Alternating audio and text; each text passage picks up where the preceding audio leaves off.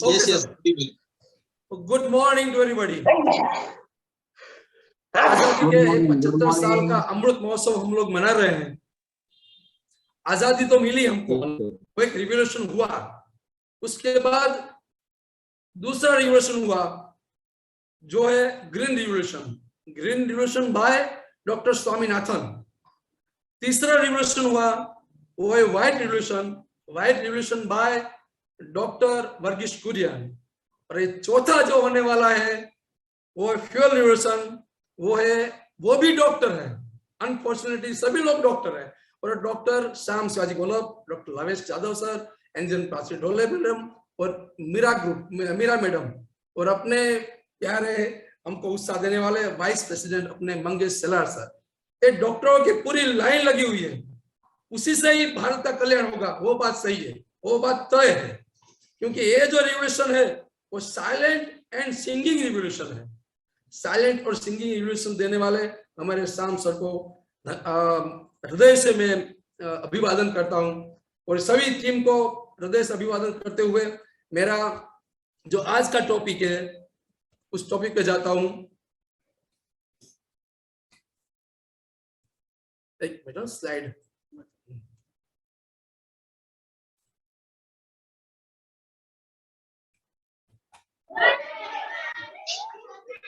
Excuse me. आज का topic है चाइल्ड रिवॉल्यूशन। जो आंदोलन, जन आंदोलन अपने डॉक्टर श्याम शिवाजी गोलब सर और एमसीएल ने बनाया है, पूरा जन आंदोलन सभी को इकट्ठे करते हुए सभी के दिमाग में जो आइडियाज है, जो आइडियाज को शेयर करने का जो मौका दे रहे हैं, क्योंकि हर एक का दिमाग में कुछ न कुछ चलता होता है, कुछ न कुछ नया करने की उसकी आश होती है। तो उसमें जो इसकी एक्सपर्टीज होती है वो हमारे जो एमसीएल ग्रुप में एमबीपी ये जो FIM सेशन में हम लोग शेयर करते हैं, तो उस हिसाब से मैं आज मेरा जो टॉपिक है वो चाइल्ड एजुकेशन। चाइल्ड एजुकेशन मतलब बच्चे को क्या शिक्षा देना चाहिए। अभी जो चल रहा है हमारे देश में, जहां देखो वहां स्वार्थ के बिना कोई एक कदम भी आगे नहीं चलाता। क्या मिलेगा वहां जाके, क्या होगा, मेरे घर पे क्यों आए हो, कुछ लेने आए हो, कोई बात, कोई स्वार्थ के बिना कोई आगे चलता ही नहीं है। इसका मेन रीजन है क्योंकि हमारा जो पूर्वज ने दिया हुआ, हमारे जो धरोहर रूपी, जो हमारे गौरवशाली इतिहास, जो विश्वविद्यालय था, वो विश्वविद्यालय अंग्रेज लोगों ने बर्बाद करके रखा है। जब अंग्रेज लोग यहाँ आए थे तो वो तो व्यापार करने आए थे ऐसा हमने सोचा था, लेकिन उसके दिमाग में कुछ अलग था। उसने देखा व्यापार तो हो रहा है अच्छी तरह से, लेकिन ये लोग जो हम जो गुलाम बनाने जा रहे हैं, तो गुलाम तो होते नहीं है। हम जो बात बताते हैं वो करते नहीं है। क्यों नहीं करते हैं, वो क्यों नहीं गुलाम होते हैं?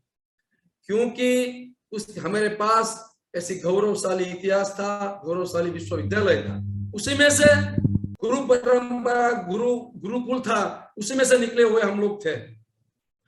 हम अपनी बनाई हुई सिस्टम से चलते थे। तो उसमें अंग्रेज लोग ने सोचा कि ये लोग नहीं आएंगे। उसमें से एक दिमाग था, क्योंकि यूरोपियन लोगों के पास दिमाग बहुत ज्यादा होता है। मैकोले करके एक आदमी आया, इंसान, उसने सोचा कि ये क्यों नहीं होते हैं हमारे अंडर में, क्योंकि उनकी जो एजुकेशन सिस्टम है ना, वो सिस्टम बहुत जबरदस्त है। ये एजुकेशन सिस्टम को अगर बदलेंगे तभी जाके ये लोग हमारे नीचे आएंगे। तो ये एजुकेशन सिस्टम को बदल के मैकोले सिस्टम दाखिल कर दिया। सिस्टम मैकोले दाखिल करने से क्या हुआ, जो हमारी जो सिस्टम थी उसी सिस्टम में शिवाजी महाराज, वीर अभिमन्यु, ध्रुव, प्रहलाद, चाणक्य लोग जैसे लोग पैदा होते थे, उसमें से निकलते थे। लेकिन मैकोले सिस्टम में पूरा सिस्टम उसने खराब कर दिया, नष्ट कर दिया अंग्रेज लोगों ने। तभी जाके अपने श्याम शिवाजी गोलब सर आए और उन्होंने क्या करते हैं, हम क्या करेंगे तब ये पूरा सिस्टम बदलेगा। तो इसी हिसाब में उसी के आगे जाके पूरा सिस्टम बताया कि क्या होना चाहिए। तो उसमें बच्चों को अगर आगे ले जाना है तो हमारी परंपरा है, परंपरा के अनुसार अगर हम उसको शिक्षा देंगे तभी जाके वो आगे जाएगा। परंपरा में क्या होता है, जब बच्चे 0 से 5 ईयर का होता है तब उसमें अन्नमय कोश का विकास होता है। जब बच्चा छोटा होता है तब वो खाने की सोच में होता है, जहां भी जाता है वो कुछ न कुछ खाता रहता है। क्यों खाना खाता रहता है? क्योंकि उसका अन्नमय कोश का विकास होता है। फिर 5 साल के ऊपर जब बच्चा जाता है तब उसका प्राणमय कोश का विकास होता है। प्राणमय कोश मतलब उसको मस्ती करना, उसके अंदर जो स्पिरिट है, उसका जो प्राण है वो प्राण जाग उठता है, कुछ करने का, बस धमाल मचाने का। उसमें इतनी उत्साह होती है तो पूछो ही मत। क्यों? क्योंकि उसमें प्राणमय कोश का विकास होता है। जब बच्चा 10 साल के ऊपर जाता है तब उसका मनोमय कोश का विकास होता है, उसका मन का विकास होता है। वो संकल्प और विकल्प दोनों को अच्छी तरह वो कर पाता है। ये करूं या वो करूं, एक ना करूं वो ना करूं। ये कैसे होता है, ये क्यों होता है ऐसा, ये हर बार आपको पूछता रहता है, क्योंकि उसका मनोमय कोश का विकास होता है। और चौथा, जब विज्ञानमय कोश का विकास होता है वो 15 साल के ऊपर, तब उसकी बुद्धि काम करती है। बुद्धि से वो सोचता है कि मुझे क्या करना चाहिए, क्या करना कि नहीं करना चाहिए। और जब एक पूरा अप टू डेट उसको मिल जाता है तब उसको आनंदमय कोश, उसकी पूरी लाइफ उसमें जाती है।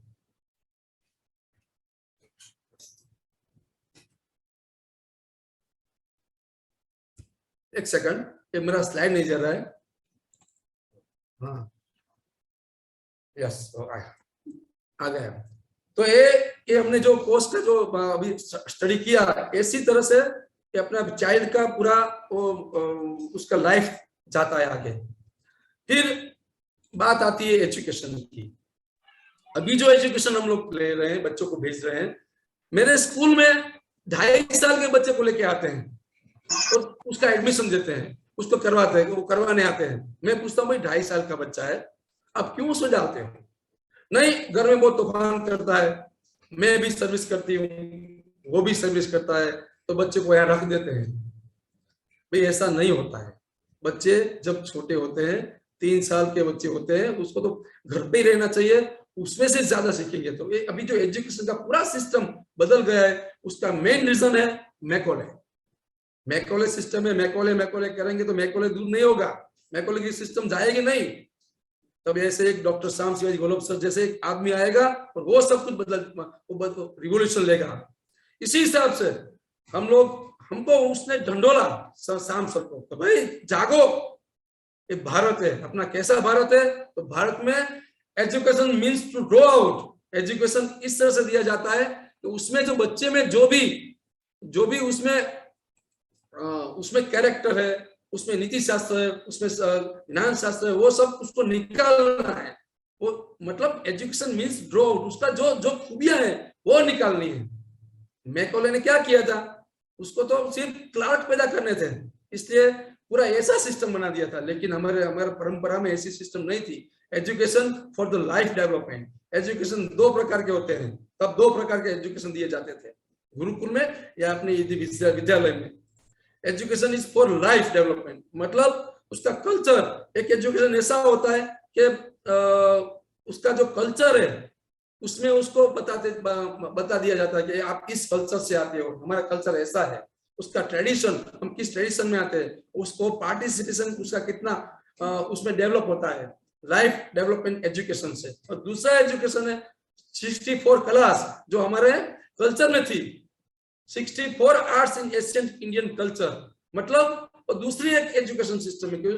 बच्चे को एक तो एक एजुकेशन देना चाहिए जिससे उसका कल्चर बाहर आता है, ट्रेडिशन में आता है, और दूसरा उसका जो जीवन निर्वाह चलाने के लिए कुछ कमाना तो पड़ेगा।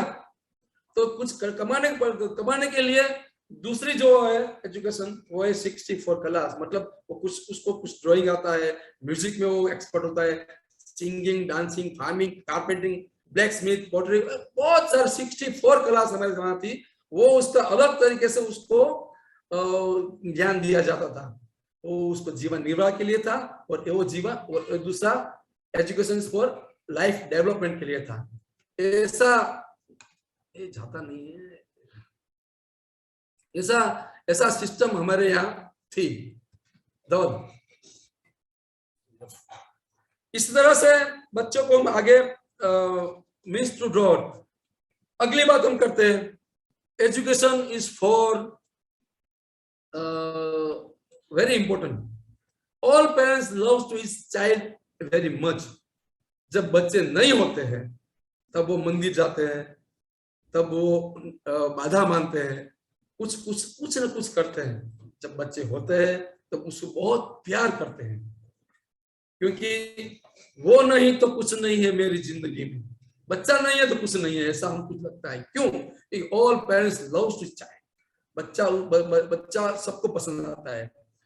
उसके चाहे वो रिच हो, चाहे वो मिडिल क्लास से हो, चाहे वो पुअर पीपल हो, सभी लोग बच्चे को बहुत अच्छी तरह से प्यार करते हैं। अबाउट एजुकेशन के बारे में वो सोचते हैं, अबाउट क्लॉथिंग के बारे में वो सोचते हैं। अच्छा, अगर कोई भी पुअर फैमिली में से आता हो, लेकिन वो कोई कॉम्प्रोमाइज नहीं करता है क्लॉथ के लिए, उसके हेल्थ की बाबत में भी कोई बिल्कुल कॉम्प्रोमाइज नहीं करता है। अब देखेंगे कितना भी गरीब लोग हो, कितना भी मिडिल क्लास लोग हो, लेकिन बच्चे के लिए जॉनसन जॉनसन का पाउडर यूज करेंगे, बड़ी बड़ी कंपनियों का ही वो इस्तेमाल करें, क्योंकि उस बच्चे को प्यार करता है। वो अलग अलग तरीके से न्यूट्रिशन देता है बच्चे को। मतलब कहने का तात्पर्य वो है कि बच्चे को बहुत ज्यादा प्यार करते हैं हम सब लोग। तो हमारा दायित्व बन जाता है कि हमारे बच्चे को अच्छी तरह से शिक्षा दें। इसी हिसाब से जब आजादी मिली हमको, आजादी मिलने के बाद कुछ वर्षों के बाद सोचा कि हमारे देश में ये बाल शिक्षा का भी संचार होना चाहिए। 1975 के पहले बालवाड़ी थी, मतलब बच्चों के लिए अच्छी तरह से शिक्षा मिले, उसके लिए बालवाड़ी ओपन की गई। बालवाड़ी में क्या होता था कि एक जगह पे बालवाड़ी थी और वहां से बच्चे आते थे, अपने गांव से, अपने घर से दूर थी, तो दिक्कत होने लगती थी, बच्चे नहीं आ पाते थे। तो गवर्नमेंट ने सोचा, एससीडीएस ने, नहीं आते थे बच्चे तो क्योंकि दूर था, तो उसने क्या किया, सर घर के आंगन में हमारे टीचर जाएंगे शिक्षा देने के लिए। आंगनवाड़ी का एस्टेब्लिशमेंट हुआ 1975 में। इंटीग्रेटेड चाइल्ड डेवलपमेंट सर्विस वो अपने देश में प्रस्तावित हुआ। फिर स्लाइड, आंगनवाड़ी का आविष्कार हुआ। हमारे देश में 10 से 12 लाख आंगनवाड़ी है। अब सुनिए अच्छी तरह से, हमारे देश में 10 से 12 लाख आंगनवाड़ी इन अवर इंडिया। उसमें से मेरे गुजरात की अगर मैं बात करता हूं तो 53,000 आंगनवाड़ी मेरे गुजरात में है।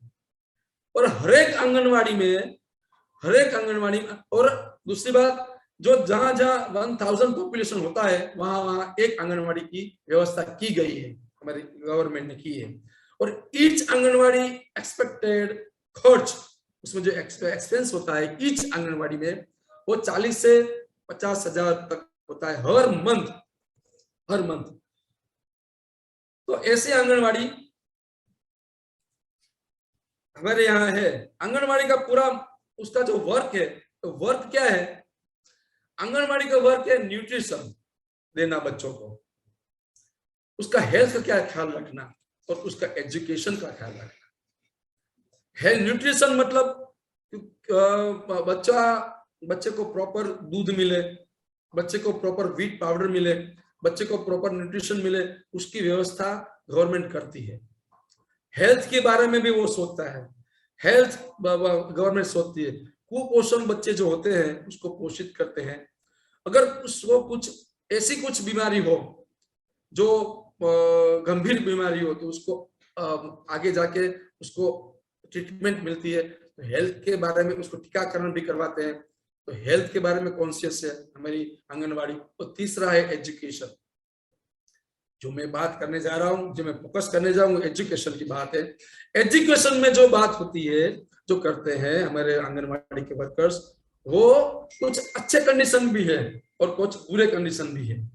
अच्छे कंडीशन मतलब करंट कंडीशन में अभी न्यूट्रिशन और हेल्थ के बारे में बहुत अच्छा काम हो रहा है। अच्छी तरह से सब लोग दौड़ते भागते और बच्चों को कुछ देते हैं और वो अच्छा होता है। लेकिन एजुकेशन के बारे में नहीं होता है। वो गवर्नमेंट ने भी माना है, गवर्नमेंट ने भी वो एक्सेप्ट किया है। क्यों नहीं होता है? तो उसके पास no well trained teacher staff. Teachers जो होते हैं वो टीचर्स गांव के कोई विधवा भाई होते हैं, विधवा बहन होती है, अथवा कोई अनएजुकेटेड पर्सन होते हैं, उसको उठाकर उसको उसमें बिठा देते हैं। ट्रेन टीचर नहीं है, ट्रेन स्टाफ नहीं है। दूसरा, जो भी अच्छा टीचर्स उनको मिलता है, वो टीचर्स कुछ करता है, लेकिन उसके पास other work load by government, like Aadhaar card बनाना, इलेक्शन में उसको वर्क करा देना, उसमें उसमें लगा देते हैं। जब आधार कार्ड बनाते हैं, इलेक्शन के काम करते हैं, तब वो टीचर वहां नहीं पहुंच पाता है। तब बच्चे खुले आसमान के नीचे कभी आते ही नहीं है, कभी वो जो आते हैं तो धमाल करते हैं, अच्छी तरह से उसको शिक्षा नहीं मिलती है क्योंकि उसको अदर लोड बहुत ज्यादा है। तीसरी बात, नो प्लेग्राउंड, उसके पास अच्छा प्लेग्राउंड भी नहीं है। चौथा, उसके एजुकेशनल इंस्ट्रूमेंट भी होना चाहिए, वो भी पूर्ति नहीं कर पाते हैं। होता है कहीं, होता है कहीं नहीं होता है। और अगर नो म्यूजिकल और स्पोर्ट्स इंस्ट्रूमेंट, और नो वे मतलब no proper way to approach road नहीं है। जहां आंगनवाड़ी आप देखेंगे, आंगनवाड़ी है लेकिन कहाँ बनाई है? जहां जाओ वहां ढेर है कचरे का, यहाँ आगे पास वो कचरे का ढेर होता है, हमें यहाँ उकेड़ा बोलते हैं, उकेड़ा के बाजू में बना देते हैं, जहाँ बच्चे को लेके ले जाने के लिए दिक्कत रहती है। इतनी सारी डिफिकल्टीज है, इसलिए पुअर कंडीशन है। ये जो मैंने बताया पूरा वाक्य, उसमें ध्यान देने की बात यह है, सभी मेरे लोग, मेरे परिवार के लोग सुने आप, हम क्या कर सकते हैं वो बात अभी हम देखते हैं। एक्सपेंस कितना है उसमें, एक आंगनवाड़ी का एक्सपेंस कितना है? हमने जो बताया ना, कई बार बताया कि 8 लाख करोड़ फ्यूल हम बाहर से मंगवाते हैं, इंपोर्ट करते हैं, वो हमको रोकना है। ये जो हमारा जो मोमेंट है, उसमें से एक अपना वो क्या बोलते हैं, उसका आउटपुट ये भी है कि हम वो फ्यूल को रोक पाएंगे। इसी हिसाब से मैं आगे बोलता हूं, तो एक्सपेंस ये आंगनवाड़ी का भी ऐसा ही है। एक आंगनवाड़ी का खर्च 40 से 50 40 से 50,000 रुपीज है पर मंथ। अगर उसको एक तहसील में 100 से 200 की आंगनवाड़ी होती है, समझ लो एक 100 आंगनवाड़ी एक तहसील में है, तो उसका पर मंथ एक्सपेंस होता है 40 से 50 लाख रुपीस।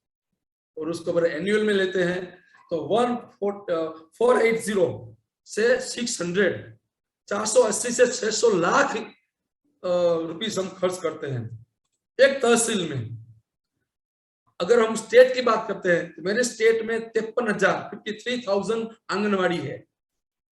एक आंगनवाड़ी का खर्चा मैंने बताया आपको 40 से 50,000।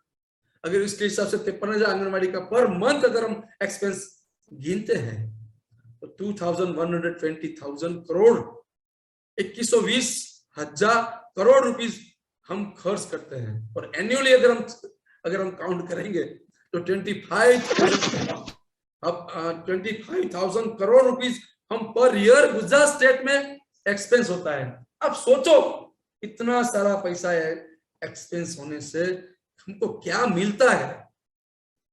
अगर हम देश की बात करते हैं अपने इंडिया की, तो करीबन 10 से 12 लाख आंगनवाड़ी है। एक आंगनवाड़ी में हमने बताया 40 से 50, अगर 10 लाख का जो अगर हम जोड़ते हैं तो 4 लाख करोड़ रुपीस से 6 lakh crore rupees per month, और 48 लाख करोड़ टू 60 लाख करोड़ रुपीस हम उसमें खर्च करते हैं। आप सुन रहे हो सब लोग? इतना सारा खर्च करने के बावजूद भी हमको इतना आउटपुट नहीं मिलता है। हम क्या कर सकते हैं? तो MCL is only solution my dear. MCL कर सकते हैं। एमसीएल मतलब हमारे लवेश सर और मंगेश सर और श्याम सर बताते हैं, एमसीएल मतलब एमवीपी हमारे धरोहर है। अभी अभी बताया एमवीपी हमारे देश का आधार होगा, ऐसा लवेश सर ने अभी हमको बताया। तो एमवीपी के द्वारा हर एक तहसील में, हर एक ग्राम पंचायत में एमवीपी होता है। इसलिए एमवीपी का मिलना, एमवीपी के साथ फैमिली रिलेशन बनाना, एमवीपी को सजग करना, वो इसलिए महत्व है। एमवीपी के अगर हम एमवीपी के द्वारा अगर क्या करेंगे तो बेस लाइन सर्वे करेंगे, उसका क्या है, अभी क्या चल रहा है आंगनवाड़ी में। Base line survey, basic need of anganwadi क्या है? तो बेसिक नीड आंगनवाड़ी वो है, उसमें फिजिकल फैसिलिटी कितनी है आंगनवाड़ी में, आंगनवाड़ी का बिल्डिंग कैसा है, वाटर फैसिलिटी है या नहीं, लाइट फैसिलिटी है कि नहीं, प्लेग्राउंड है कि नहीं, सैनिटेशन की व्यवस्था है कि नहीं, अप्रोच प्रॉपर रोड है कि नहीं, वो सब कौन करेगा? हम करेंगे, हम करेंगे सब लोग तहसील में। हम एमवीपी के साथ मिलकर हम पूरा डेटा बनाएंगे और ये पूरा कहाँ पे क्या चल रहा है, ये जो पूरा मैंने पॉइंट निकाला है तो उसके हिसाब से हम उसका पूरा एक पाथ बनाएंगे। एजुकेशन फैसिलिटी भी हम पूरे करेंगे, उसमें वेल ट्रेन टीचर, जो टीचर हम डिस्टर्ब करना नहीं चाहते हैं, जो भी काम करते हैं अभी, जो भी अभी वे में जो टीचर्स काम करते हैं तो उसको करना चाहिए, वो करने देना चाहिए, लेकिन उसमें हम अपना एक टीचर उसके साथ दे देंगे। हर एक ग्राम पंचायत की एमवीपी के द्वारा वेल टीचर्स को ट्रेनिंग देंगे, उसको वेल वर्कर को बिठाएंगे, एजुकेशनल इंस्ट्रूमेंट देंगे अच्छी तरीके से, म्यूजिकल इंस्ट्रूमेंट देंगे, स्पोर्ट्स। एजुकेशनल इंस्ट्रूमेंट क्यों देना है? बच्चे ये जो 0 से 5 तक जो आंगनवाड़ी होती है उसमें बच्चे को पेन और पार्टी लेने की मनाही है। अभी क्या करते हैं, सीनियर और जूनियर केजी में रख देते हैं, तो वो लोग क्या करते हैं, अरे उनका जो बुक्स होती है ना अभी जो देते हैं, अभी जो मैकॉले वाले सिस्टम में, तो बुक पेरेंट्स भी उठा नहीं पाते हैं। बच्चे की तो बात छोड़ो, क्योंकि फी बहुत ज्यादा दी है, 75,000, 50,000, 30,000 केजी के लिए। और जब बच्चा केजी में से बाहर आता है, मैकॉले की बात करता हूँ, बच्चा जब आता है अपनी जो अभी करंट जो अभी प्राइवेट स्कूल बनी हुई है उसमें, तो आता है तो वो पूरा थैला लेके आता है अपना, वो वजन वो उचित भी नहीं पाता है, और आके तुरंत उसकी मम्मी बैठ जाती है, लिखो क ख ग च छ A B C D E. अरे उसके दिमाग में वो नहीं बैठेगा, अभी उसको वो करना ही नहीं है। अभी तो कुछ पड़ी हुई जो आती है पुत्र वधू, तो बोलते बेटा हैंड वॉश, बेटा हैंड वॉश। अरे हैंड वॉश क्या हैंड वॉश? हमारा कल्चर खत्म हो जाता है। जो जिस भाषा में हम पढ़ते हैं उसी भाषा को बताओ। बेटा ओपन योर माउथ, आपका टंग दिखाओ, आपका बेली कहाँ है, आपकी आईज कहाँ है, आपकी नोजी कहाँ है। अरे भाई नोजी आईज नहीं बोलनी है, अपनी भाषा में बोलो। आपका नाक कहाँ है, आपकी आंख कहाँ है, आप क्या आंख क्या क्या बताती है, क्या क्या करती है, उसका फंक्शन बताना है। ये बेस लाइन सर्वे अभी जो चल रहा है उसकी बात किया, और हमको ये नहीं करना है, क्योंकि 0 से 5 उसका प्राणमय कोष, उसका जो अन्नमय कोष है उसको अच्छा सा खिलाओ यार। फिर 5 साल के बाद प्राणमय कोष है उसको कुछ करने का परमिशन दो। अभी क्या करते हैं, 5 साल के बच्चे को कुछ करते हैं, टीवी का कुछ करते हैं, अगर कुछ विंडो के ऊपर चढ़ जाते हैं तो अपने पेरेंट्स क्या बोलते हैं, बेटा बेटा वहां नहीं, नीचे उतरो, लग जाएगा, पड़ जाएगा, गिर जाएगा। अरे बारिश आती है, बारिश यानी भगवान आते हैं, नेचर का दूसरा रूप, भगवान का दूसरा रूप बारिश है। बारिश आते है तो बच्चे को बाहर भेजते ही नहीं है, बस वो गंदा हो जाएगा, ऐसा हो जाएगा, वैसा हो जाएगा। अरे बारिश से अगर वो भीगेगा नहीं तो मजबूत कैसे बनेगा? नहीं बनेगा। उसमें बारिश को भिगोने दो, क्योंकि ये मतलब हमारे कहने का मेरा भावार्थ ये है, 0 से 5 और 5 से 10 तक उसका जो प्राणमय कोष है उसका विकास होने दो। हम लोग प्राणमय कोश का विकास करने की पूरी ट्रेनिंग देंगे टीचर्स को, और बच्चे को इतना सक्षम बनाएंगे। जो हमारा जो मिशन है, श्याम शिवाजी का जो मिशन है, हर भाई मेरा भारत महान, मेरा भारत महान, ऐसा स्लोगन लिखने से भारत महान नहीं बनता है। हर घर झंडे, हर घर झंडे, तिरंगा हर घर, घर घर तिरंगा, अच्छी बात है, भावना जागृत होती है। भावना से बात नहीं बनती है, अभी लवेश सर ने बताया, भावना रखने से बात नहीं बनती है, काम करना पड़ता है। काम करेंगे, कृति करेंगे, तब हो पाएगा। तो हम ये बेस लाइन सर्वे करेंगे और सभी को ठीक करेंगे। आगे नेक्स्ट स्लाइड। तभी जाके क्या होगा, तभी जाके रिजल्ट क्या मिलेगा, ये जो हम करेंगे तब। तो drop out ratio will decrease, बच्चे स्कूल में आने लगेंगे।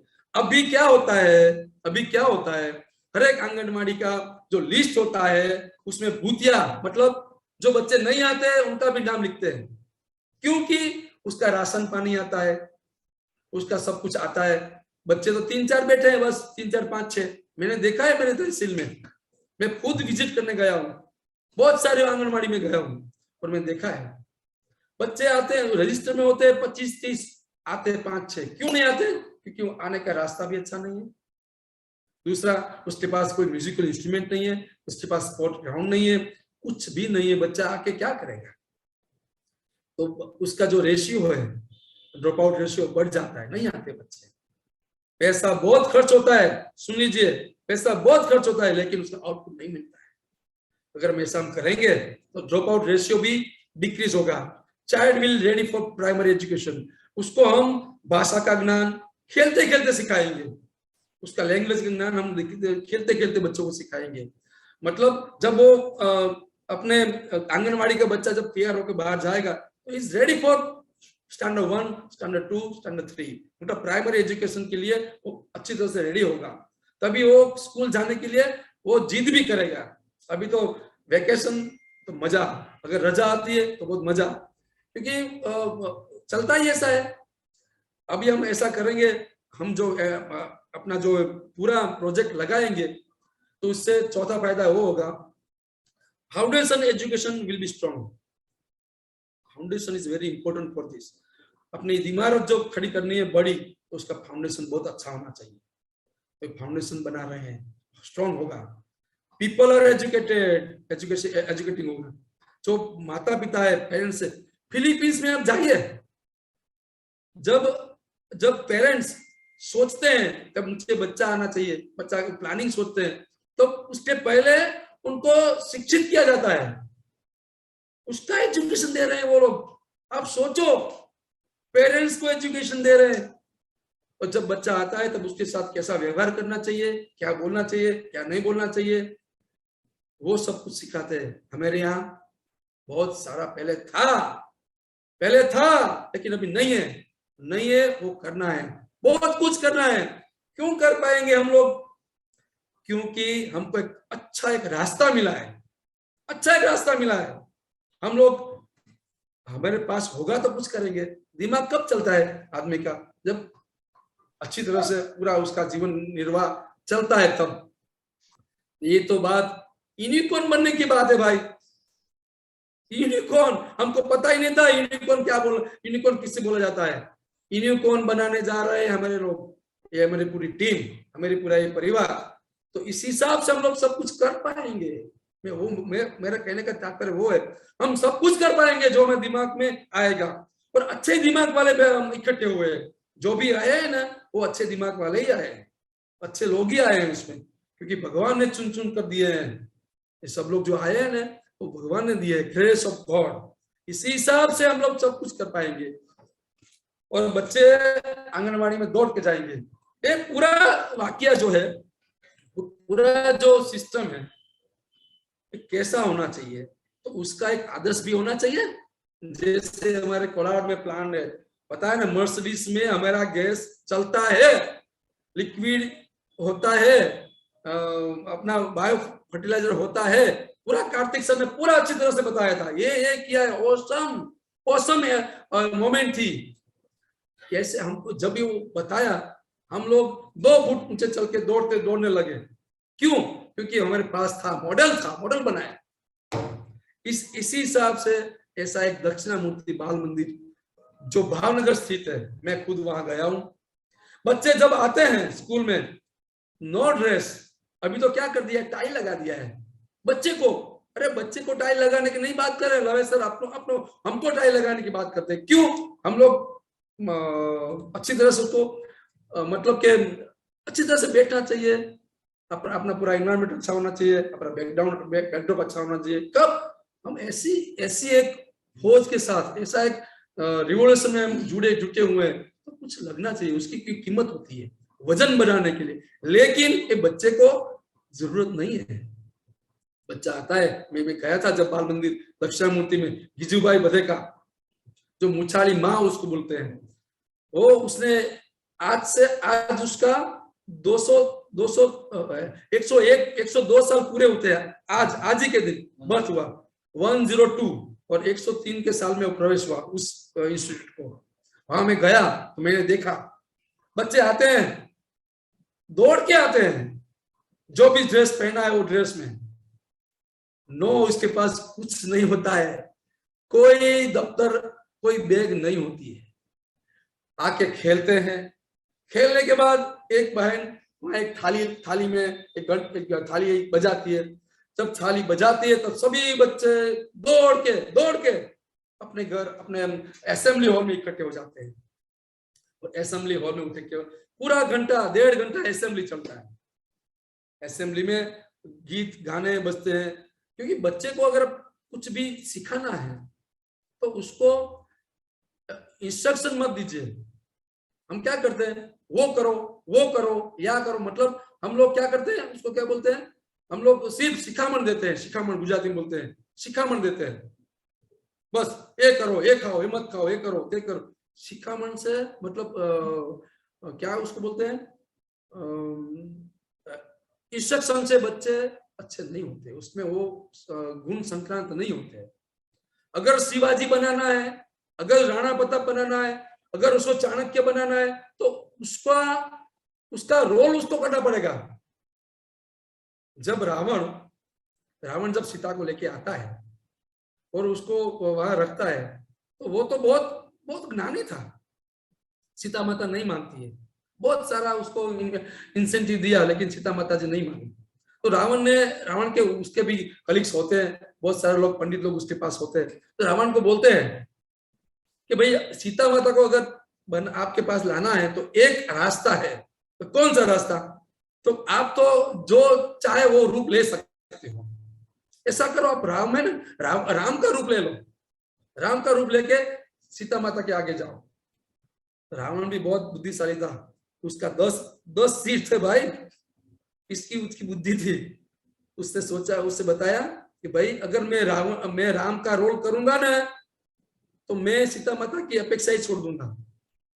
मैं उसको उसके तरफ देखने का नजरिया ही बदल जाएगा अगर मैं राम का रोल करूंगा। तो इसी हिसाब से ये जो अगर संक्रांत करना है हमारे बच्चों में गुण को, तो हमारे जो फैमिली में भी ऐसा एटमोस्फेयर उभा करना पड़ेगा, खड़ा करना पड़ेगा। अभी क्या चलता है देखो, बच्चे खेलते हैं, उसके पापा का फोन आता है किस कहां से, और पूछते हैं अरे BR पटेल सर कहाँ हो।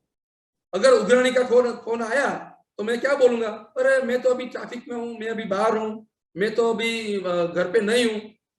ऐसा झूठ बोलते हैं मोबाइल पे। वो बच्चा सुनता है, बच्चे को पता चलता है पापा यहाँ बैठे हैं और बोलते हैं मैं तो यहाँ नहीं हूं।